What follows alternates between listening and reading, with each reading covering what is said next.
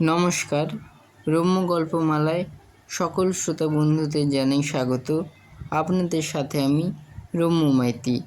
আজ শোনাতে চলেছি সাহিত্যিক শৈলেন ঘোষের লেখা হাসির গল্প কাক্কা বোক্কার ভুতুড়ে কাণ্ড। অঙ্কনে দিলীপ দাস। শোনাতে চলেছে আজকের গল্প কাক্কা বোক্কার ভুতুড়ে কাণ্ড। কোথাও কিছু নেই। হঠাৎ সেদিন রাজা কাক্কা বোক্কা মন্ত্রীমশাইকে জিজ্ঞেস করে বসলেন, মন্ত্রীমশাই, আপনি কোনো দিন ভূত দেখেছেন? রাজামশাইয়ের অমন একটা আলপটকা উদ্ভট প্রশ্ন শুনে মন্ত্রীমশাই থতমত খেয়ে গেছেন। কী রে বাবা, অসময়ে হঠাৎ এমন ভূতের চিন্তা রাজামহাশয়ের মাথায় এলো কেন? সুতরাং মন্ত্রীমশাই কি বলবেন আর কি না বলবেন এই কথাটা যখন মনে মনে ভাবছেন, ঠিক তখনই রাজা কাক্কা বোক্কা মন্ত্রীমশাইকে কড়কে উঠলেন। অমন প্যাঁচার মতো চোখ পিটপিট করছেন কেন? রাজা কিছু জিজ্ঞেস করলে মন্ত্রী যে উত্তর দিতে বাধ্য, এটি কি আপনাকে আবার নতুন করে শেখাতে হবে?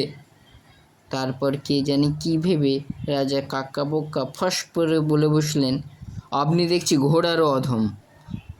ভূতের কথা বলতে গিয়ে রাজামশাই যে তাকে ঘোড়ার সঙ্গে তুলনা করে বসবেন, এ কথাটা মন্ত্রীমশাই আদপেই ভাবতে পারেননি।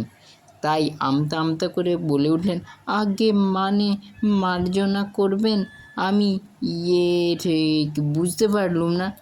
রাজা তড়পে উঠলেন, কোনো দিনও পারবেন না। তা নয়, আগে আপনি জিজ্ঞেস করছিলেন ভূত দেখার কথা, সেখানে ঘোড়ার কথা আসে কোত্থেকে? ভয়ে বেশ জুজু হয়েই জিজ্ঞেস করলেন মন্ত্রীমশাই। রাজা তেমনি বিরক্ত হয়েই বললেন, আপনি একটা আস্ত আনাড়ি। এক্ষেত্রে ঘোড়ার কথাটা কেন উঠল, এ কথাটা বোঝার মতো বুদ্ধি যার ঘটেনি, সে যে মন্ত্রী হয় কেমন করে, এও তো আমার মাথায় ঢুকছে না। বলে রাজা কাক্কা বোক্কা কটমট করে তাকালেন মন্ত্রীর মুখের দিকে। রাজার চোখের সেই চাউনি দেখে মন্ত্রীর তো বুকের রক্ত হিম হয়ে যাওয়ার জোগাড়।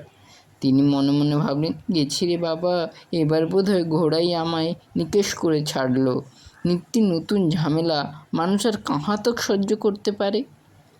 মন্ত্রীর মুখের অমন করুণ অবস্থা দেখে কোথায় রাজার একটু দয়া মায়া হবে তা নয়, তিনি আবার ধমক দিলেন, আপনি কি বলে আমায় বোকা ঠাউরালেন? মন্ত্রী হাত জোর করে বললেন, কই না তো, আমি তো তেমন কোনো কথা বলিনি। আমি আপনাকে বোকা ঠাউরাবো কেন? বোকা তো দূরের কথা, বোকার বউ পর্যন্ত মনে ভাবিনি। বটে, তবে আপনি কেন বললেন আমি আপনাকে ঘোড়ার অধম বলায় আপনি বুঝতে পারলেন না? আপনি কি বলতে চাননি আমি বোকা বলেই আপনাকে বোঝাতে পারিনি? রাজা চোখ পাকিয়ে খেঁকিয়ে উঠলেন, আপনি কি মনে করেন আপনি ঘোড়ার চেয়ে উত্তম আর আমি ঘোড়ার অধম? মন্ত্রী থতমত খেয়ে গেলেন, মুখের আর রা পর্যন্ত কাটলেন না। কারণ ঘটনা যেদিকে গড়াচ্ছে তাতে মন্ত্রী মহাশয়ের মনে হলো এখন মুখে কুলুপ এঁটে দাঁড়িয়ে থাকাই ভালো, কেননা আবার কিছু বললে উল্টো বুঝিলি রাম হতে কতক্ষণ। কিন্তু মন্ত্রীমশাই চুপ করে থাকতে চাইলে কেই বা থাকতে দিচ্ছে? রাজামশাইয়ের চোখ এড়ানো অতই সোজা? তিনি ঠিক জিজ্ঞেস করে বসলেন, চুপ মেরে গেলেন কেন? বলুন, আপনি ঘোড়ার অধম নন? মন্ত্রীমশাই খুবই নরম গলায় উত্তর দিলেন, সে কথা কেমন করে বলি? আপনাকে বলতে হবে না, আমি বলে দিচ্ছি। একটি কারণেই আপনি ঘোড়ার অধম। সে কারণটি হচ্ছে ঘোড়ার লেজ আছে, আপনার নেই। মন্ত্রীমশাই ভাবলেন, এ তো আচ্ছা হ্যাপায় পড়া গেল। ঘোড়ার মতো লেজ না থাকলেই কি মানুষকে অধম বলা যায়? কি ভাবছেন? হঠাৎ রাজা কাক্কা বোক্কা মন্ত্রীকে থ মেরে দাঁড়িয়ে থাকতে দেখে জিজ্ঞেস করে বসলেন। মন্ত্রী চমকে উঠলেন, বলে ফেললেন, আগে আমার মাথায় ঠিক ঢুকছে না। রাজা রসিয়ে রসিয়ে উত্তর দিলেন, আপনার মাথা থাকলে তবে তো ঢুকবে। শুনি, কোন কথাটা আপনার মাথায় ঢুকছে না? আগে ওই যে আপনি বললেন আমার ঘোড়ার মতো লেজ নেই বলেই আমি ঘোড়ার অধম। মন্ত্রীর কথা শুনে রাজা ঠাট্টা সুরে ফিক করে হেসে ফেললেন। তারপর বললেন, এমন মুখ্যমন্ত্রী আমি জন্মে দেখিনি। এমন সহজ কথাটার মানে যে মন্ত্রী বুঝতে পারে না তার মন্ত্রিত্ব করার দরকার কি। মন্ত্রীমশাই এবার আর থাকতে পারলেন না, একেবারে সিধে বলে বসলেন, আগে হুজুর আপনারও তো লেজে নেই। ব্যাস, আগুনে ঘি পড়ল। দাউ দাউ করে জ্বলে উঠলেন রাজা। কি, যত বড় মুখ নয় তত বড় কথা? একজন তুচ্ছ মন্ত্রী রাজার লেজ তুলে কথা বলেন? রাজার মুখে সেই ভয়ঙ্কর চেহারা দেখে তো মন্ত্রীর আত্মারাম খাঁচ ছাড়া। এখন পালানো ছাড়া আর নিস্তার নেই, সুতরাং দেই লম্বা। রাজা খপ করে ধরে ফেললেন তাঁকে। ধরেই ধাঁতিয়ে উঠলেন, আমি নেই ছাড়েগা, আপনাকেও শুলে চাপাইগা। মন্ত্রীমশাই এবার সত্যি ভূত দেখলেন। শুলের কথা শোনা মাত্র তিনি গলগল করে ঘামতে লাগলেন। ওরে বাবা রে বলে লাফালাফি করতে লাগলেন, আর তারপর চিৎকার করে বলে উঠলেন, ও গো রাজা মশাই গো, আপনি যা বলবেন আমি তাই করব, দয়া করে আমায় শুলে চাপিয়ে প্রাণে মারবেন না। এই এসো, এবার পথে এসো।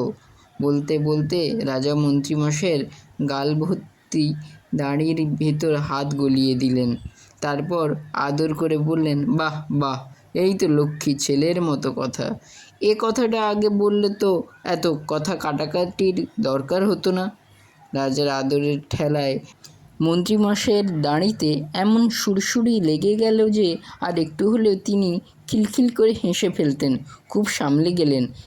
তিনি ঝট করে নিজের দাঁড়িটা মুখ ঘুরিয়ে সরিয়ে নিয়ে জিজ্ঞেস করলেন, আগে আপনি ভূতের কথা কি বলছিলেন? হ্যাঁ বলছিলুম, আমার ভূত হতে ইচ্ছে করে। ভূত? মন্ত্রী আঁতকে উঠলেন। রাজা মন্ত্রীর চিৎকার শুনে দিলেন এক ধমক, আস্তে কথা বলতে পারেন না? বলছি এটা গোপন কথা, আপনি চেঁচিয়ে মেচিয়ে সব গুপলেট করে দিচ্ছেন। এবার মন্ত্রীমশাই খুবই চাপা স্বরে বললেন, আগে মহারাজ, না মরলে তো কেউ ভূত হয় না। আমি হব, কারণ আমি রাজা।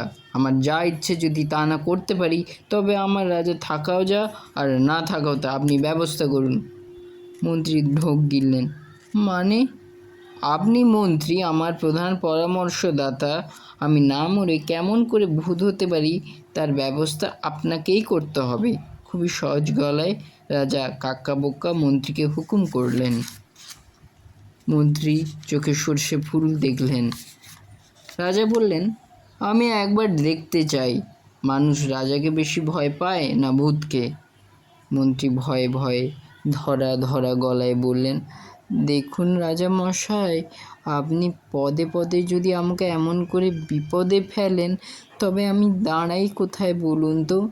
রাজা তিরিক্ষে মেজাজে ধমক দিলেন, আপনাকে দাঁড়াতে হবে না, সিং দরজা তো খোলাই আছে। আগে মহারাজ, আমি তো আগেই বললুম, আপনি যদি ভূত হতে চান তবে এখনই আপনাকে মরতে হয়, আর যদি রাজসিংহাসনে বসে থাকতে চান তবে যতদিন না মরছেন ততদিন বেঁচে থাকতে হয়। মন্ত্রীর কথা শেষ হলে রাজা কাক্কা পোক্কার টিপ্পনি কাটলেন, এই না হলে মন্ত্রীর মগজ যেন কচি তাল শাঁস।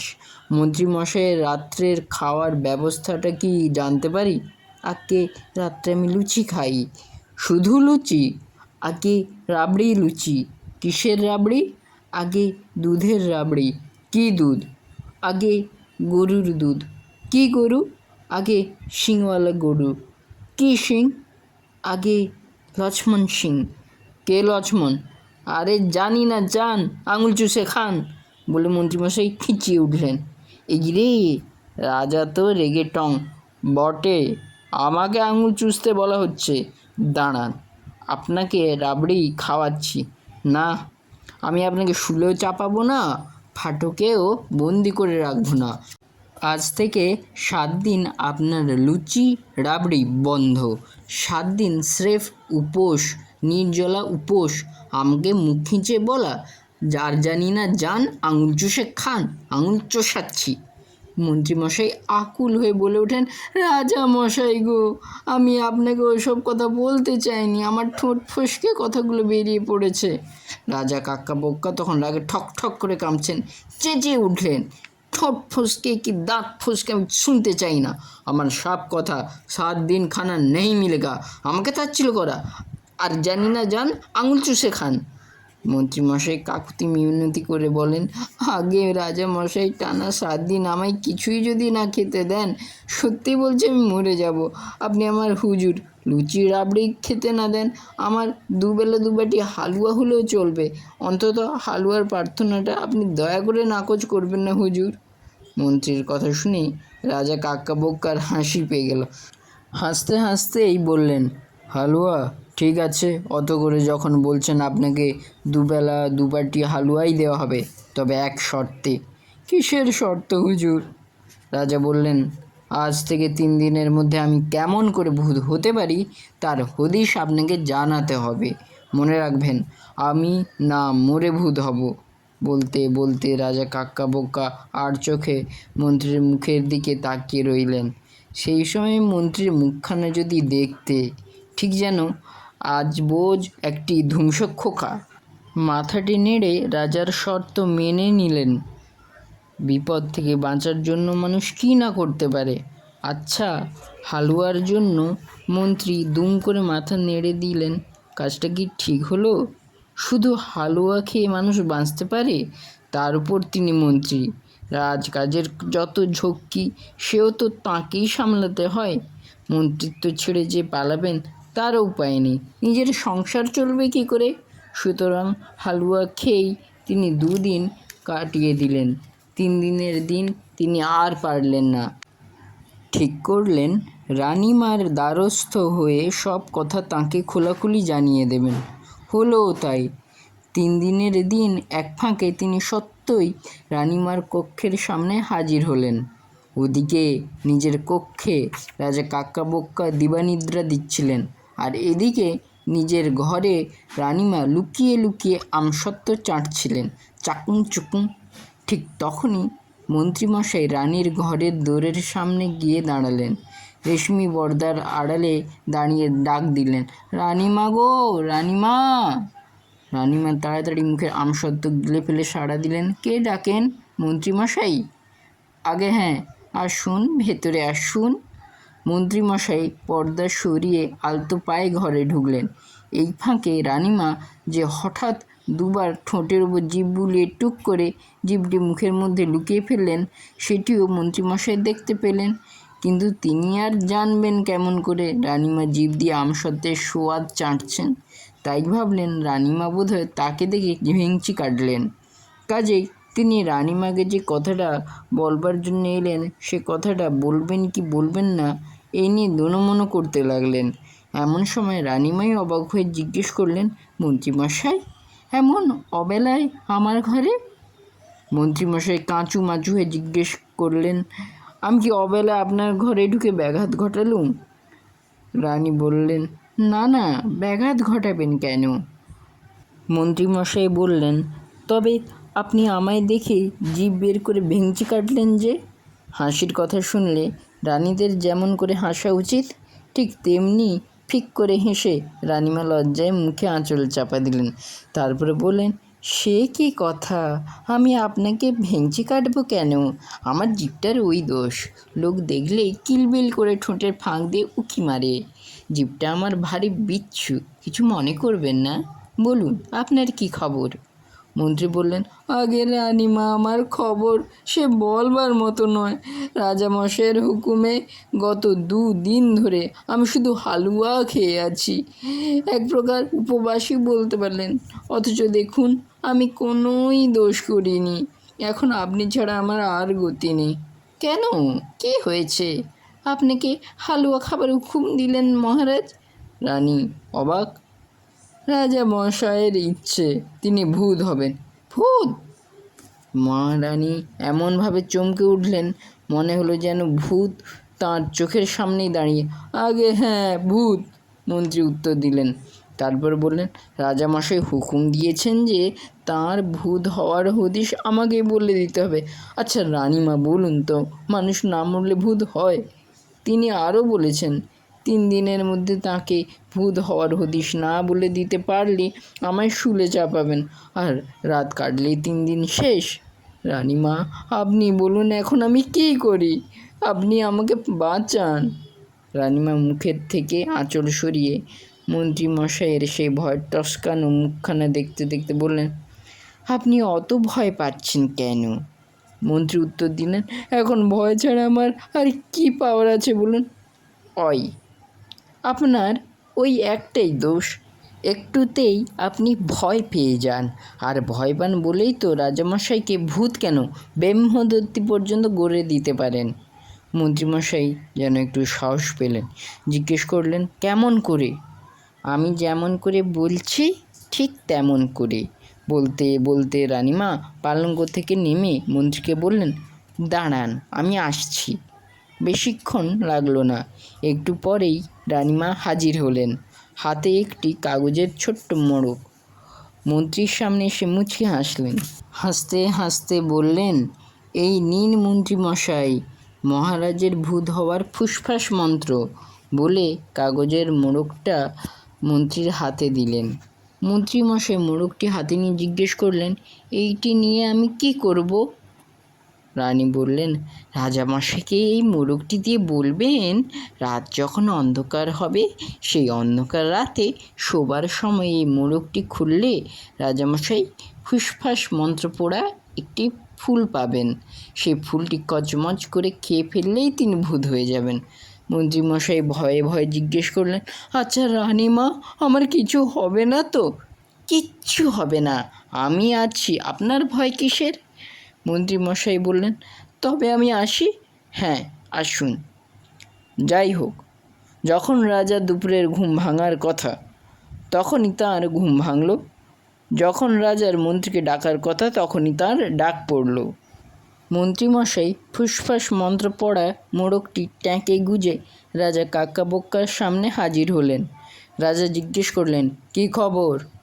মন্ত্রী উত্তর দিলেন, খবর ভালো। ব্যবস্থা করতে পেরেছেন? পেরেছি হুজুর। মন্ত্রীর উত্তর শুনে রাজা কাকাবক্কার বিছানায় হেলানো চেহারাটি তীরের মতো শটান সিধে হয়ে গেল। তিনি বুঝেই লাফিয়ে পড়েন পালঙ্ক থেকে, চেঁচিয়ে ওঠেন, কী ব্যবস্থা করেছেন? ততক্ষণে মন্ত্রীমশাই ট্যাঁকে গোজা মোড়কটি বের করে ফেলেছেন। রাজা জিজ্ঞেস করলেন, কি ওটা? মন্ত্রী উত্তর দিলেন, ভূত এটা। এই মোড়কের ভেতরে ফুসফাস মন্ত্র পড়া ফুল আছে, আজ খাবেন, আজই ভূত হবেন। কই দেখি দেখি। রাজা শস্যব্যস্ত হয়ে হাত বাড়ালেন। আগে দেখতে হবে না, চোখ বুজে খাবেন অন্ধকার রাতে। আমার ভয় করবে না তো? ভূতের নামে রাজার মুখ শুকিয়ে গেল। মন্ত্রী উত্তর দিলেন, আগে ভূত আবার ভূতকে ভয় পায় নাকি? রাজা বললেন, তাহলে আমি যখন খাবো আপনি সঙ্গে থাকবেন। মন্ত্রী আবার পড়লেন ফাঁপড়ে। অবশ্য এবার আর তাকে মাথা চুলকোতে হলো না। এবারকার বিপদ কাটানোর বুদ্ধিটা নিজে নিজেই মাথা খাটিয়ে বের করে ফেললেন। বললেন, আগে কেউ সামনে থাকলে কাজ হবে না। তবে থাক, আমি একাই খাবো, বলে রাজা কাক্কাবোক্কা মন্ত্রীর হাত থেকে মোড়কটি নিয়ে গন্ধ শুঁকলেন। তিনি গন্ধ পেলেন কিনা বোঝা গেল না, তবে মন্ত্রীমশাই বিদায় নিয়ে সেখান থেকে কেটে পড়লেন। কিন্তু দুর্ভাবনা তাঁর থেকেই গেল। রাত এলো। অবশ্য রাজবাড়ির কাজের ব্যস্ততা তখন কমেনি। তখনও রাজবাড়ির এ মহল সে মহল সরগরম, এমনকি খাওয়া দাওয়ার পাটও চোখেনি। কিন্তু মন্ত্রীর দেওয়া ফুসফাস মন্ত্র পড়া মোড়কটি হাতে নিয়ে রাজা কাক্কাবোক্কা আর কিছুতেই থাকতে পারছিলেন না। তিনি এমন অস্থির হয়ে উঠলেন যে আর মোড়কটি না খুলে তিনি থাকতে পারলেন না। তিনি নিজেই ঘরের দরজা বন্ধ করে আগল আটকে দিলেন, কেউ না ঢুকে পড়ে। তারপর সেই কাগজের মোড়কটি ঝটপট খুলে ফেললেন। খুলে ফেলতেই তিনি দেখলেন তার ভিতরে সত্যি একটি ফুল, তবে এটি কলার ফুল, মোচার ভেতর থেকে ছেঁড়া। তাঁর আর তর সইল না, ফুলটা মুখে পুরে ফেললেন। তারপর যেই কচমচ করে চিবিয়েছেন, ইস কি তেতো! যেমন তেতো তেমনই কষা, ওয়াক থু! কিন্তু থুতু আর ফেলতে হলো না। ফেলার আগেই তাঁর মনে হলো যেন তাঁর পা আর মাটিতে পড়ছে না, তার হাত দুটো ভূতের মতো নড়বড় করে নড়ছে, মাথা মুন্ডু সব টলমল করে টাল খাচ্ছে। তিনি নড়বড়ে হাত দিয়েই ঘরের আগল খুলে ফেললেন। তারপর ভূতের মতো গলা করে চেঁচাতে লাগলেন, যাকে পায় তাকে খায়। চেঁচাতে চেঁচাতে বাইরে বেরিয়ে এলেন। এসেই তেড়ে গেলেন প্রহরীর দিকে। প্রথমটা প্রহরী অত খেয়াল করেনি, কিন্তু রাজা কাক্কাবোক্কা তাকে জড়িয়ে ধরে যেই খাঁই খাঁই বলে চেঁচিয়ে উঠেছেন, তখন তো সে ভয়ে মরে আর কি। সেও চেঁচিয়ে মেঁচিয়ে ধস্তাধস্তি লাগিয়ে দিলে রাজার কবল থেকে কোনো রকমে নিজেকে ছাড়িয়ে নিয়ে সে চিৎকার করে ছুটতে লাগলো, রাজা খেপেছে, রাজা খেপেছে। রাজাও চিৎকার করে তেড়ে গেলেন, যাকে পাই তাকে খাই। সে কি মূর্তি তখন রাজা কাক্কাবোক্কার! যে তার সামনে পড়ে তাকেই তেড়ে যান, তাকেই রাজা তেড়ে যান। সেই বাবারে মারে বলে যেদিকে পারে সেদিকেই ছোটে। নিমেষের মধ্যে রাজবাড়িতে দক্ষযজ্ঞ শুরু হয়ে গেল। সবাই চেঁচায়, রাজা খেপেছে, পালা পালা। এ চেঁচায় পালা পালা, ও চেঁচায় বাঁচাও বাঁচাও। বাঁচবার জন্য ছুট মারে অনুচর, পার্শ্বচর, জমাদার, সুবেদার, পল্টন, লস্কর, দাস দাসী, বিচারক, পরিচারক, রক্ষী, প্রহরী। রাজবাড়ির ভেতর সে যেন একটি হুড়োদ্দুম কাণ্ড। রাজারও চিৎকার থামে না, রাজবাড়ির মানুষেরও ভয় ছাড়ে না। অবশেষে এমন কাণ্ড হলো, রাজবাড়ির যত মানুষ কাক্কাবোক্কার আতঙ্কে রাজবাড়ি ছেড়ে পালাতে শুরু করলে। পালাতে পালাতে সিংদরজা পেরিয়ে গেল। সিংদরজা পেরিয়ে যেতে জমা রাজবাড়ি নিমেষের মধ্যে খাঁকা হয়ে উঠল। কোনো সাড়া নেই, কারো তাড়া নেই। সব যেন কেমন নিঝুম হয়ে গেল চোখের পলকে। রাজা এ ঘরে যান, কেউ নেই। ও ঘরে যান, ভোঁভা। ডাইনে বাঁয়ে সামনে পিছনে কেউ নেই, কিচ্ছু নেই, ফোক্কা। শুধু ছাতের উপর ঘড়ি ঘরে লুকিয়ে আছেন মন্ত্রীমশাই, বসে বসে ভয়ে কাঁপছিলেন। রাজা কাক্কাবোক্কা শূন্য রাজবাড়িতে এবার একাই হি হি হি হি করে হেসে উঠলেন। একাই গলা ফাটিয়ে গান গাইতে শুরু করে দিলেন। একাই নাচানাচি করতে করতে মাটিতে গড়াগড়ি খেতে লাগলেন। হঠাৎ তিনি থমকে গেলেন। হঠাৎ তিনি চমকে চাইলেন। হঠাৎ তিনি দেখতে পেলেন তাঁর সামনে দাঁড়িয়ে গিয়ে খিলখিল করে হাসছেন রানী। তিনি ত্রিং করে লাফিয়ে উঠলেন। তিনি বললেন, ধর ধর করে তেড়ে গেলেন রানীর দিকে। তিনি যাকে পাই তাকে খাই বলে রানীর গলা টিপতে গিয়েও টিপতে পারলেন না। রানী কিন্তু একটুও ভয় না পেয়ে হেসেই চলছেন। রাজা কাক্কাবোক্কা তখন ছাড়লেন হুঙ্কার, আমি ফুঁস ফাঁস মন্ত্র পড়া ফুল খেয়েছি। সেই ফুল খেয়ে এখন আমি ভূত। আমার ভয়ে রাজবাড়ি থেকে সবাই পালিয়েছে, শুধুই তুমিই আছো। কারণ আমি জানি আপনি ভূত নন। তবে আমায় দেখে আর সবাই পালালো কেন? সবাই আপনার কাণ্ড কারখানা দেখে ভাবলো আপনি পাগল হয়ে গেছেন। বলতে বলতে রানী ফিক ফিক করে হাসতে লাগলো। রানী সেই ফিক ফিক হাসি থেকে রাজার মেজাজ গেল আরও বিগড়ে। তিনি ভূতের মতো মুখ খিঁচিয়ে রানীকে ভয় দেখাতে চেষ্টা করলেন। রানী ভয় পেলেন না, আরও জোরে হেসে উঠলেন। সঙ্গে সঙ্গে রাজা কাক্কাবোক্কা ফুল দিয়ে পরিপাটি করে সাজানো রানীর চুল খামচে ধরলেন, টান মারলেন। রানী উফ বলে আর্তনাদ করে উঠল। রানীর আর্তনাদ যেই শোনা, অমনি যেন রাজার চৈতন্য হলো। চট করে রানী চুলের ঝুঁটি ছেড়ে দিলেন। রানী একেবারে সঙ্গে সঙ্গে মুখখানা ভার করে রাজার সামনে থেকে হনহন করে শটান নিজের ঘরের দিকে পা বাড়ালেন। রাজা কাক্কাবোক্কা হকচকিয়ে গেলেন। ছি ছি ছি, তিনি এ কী করলেন? রানীর চুল ধরে টানলেন। অনুতাপে ছটপট করে উঠলেন রাজা। তিনি রানীর পিছু পিছু ছুট দিলেন। ছুটতে ছুটতে ডাক দিলেন, রানী শোনো শোনো, একটু দাঁড়াও। রানী দাঁড়ালেন না, রাজার কথাও শুনলেন না। তিনি নিজের ঘরে ঢুকে বিছানায় শুয়ে পড়লেন। বালিশে মুখ গুঁজে চুপ করে পড়ে রইলেন। রাজা ছুটতে ছুটতে রানীর ঘরের পর্দা সরিয়ে যেই ভিতরে ঢুকেছেন, সামনেই চোখে পড়ল রানীর সাজানো গোছানো মস্ত আয়নার দিকে। পড়বি তো পড়, রাজার মূর্তির ছায়া পড়ল সেই আয়নায়। আয়নায় নিজের মূর্তির ছায়া দেখে রাজা তো কই তিনি ভূত? কই তার ভূতের মতো খাপলানো চোখ, হাড় ঠক ঠক ঠ্যাং, লটর পটর নড়া, হাড় জিরজিরে পাঁজর। তিনি তো যেমন থাকেন তেমনই আছেন। তবে কি মন্ত্রী তাকে ঠকালেন? তিনি রাগে গলা চড়িয়ে হাঁক দিলেন, আয় কই হায়। তখন আর কে সেখানে থাকবে? যাদের থাকবার কথা সেই প্রহরীরা পর্যন্ত পাগল রাজার পাগলামি দেখে ভয়ে অনেক আগেই তো কাট।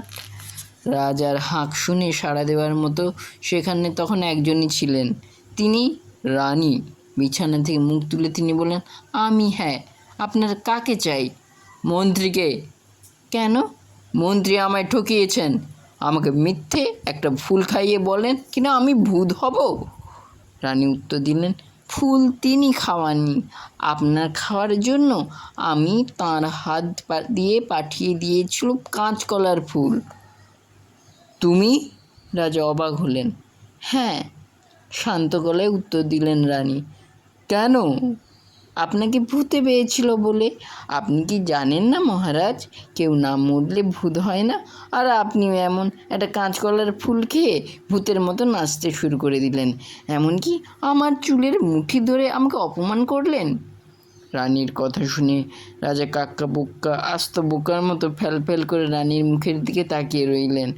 তারপর তার কি মনে হলো, বোকার মতোই হাসতে লাগলেন। হাসতে হাসতে বললেন, সত্যি আমি একটা অবুঝ। কোনো রাজা কখনো রানীর চুলে ঝুঁটি ধরে টানে? ছি! হঠাৎ কে যেন ঘরের বাইরে দাঁড়িয়ে পর্দার আড়াল থেকে হাসতে হাসতে টিটকিরি কাটলেন। রাজা কাক্কা বোক্কা টানে। কে যে টিটকিরি কাটলেন সেটি রাজার বুঝতে অসুবিধা হলো না। তিনি এবার রাগলেন না, হাসলেনও না, শুধু বললেন, মন্ত্রী মশাই, ভালো হবে না বলে দিচ্ছি। বলে দিনই পর্দা ঠেলে মন্ত্রীমশাইকে ধরতে গেলেন, কিন্তু ততক্ষণে মন্ত্রীমশাই ভোঁ কাট্টা। কেমন লাগলো আজকের গল্প? অবশ্যই কমেন্ট বক্সে লিখে পাঠান এবং গল্পটি ভালো লাগলে শেয়ার করতে ভুলবেন না। পরবর্তীকালে এরকম আরও নানান স্বাদের গল্প পেতে এখনই আমার চ্যানেল সাবস্ক্রাইব করে আমার পাশে থাকুন। ধন্যবাদ।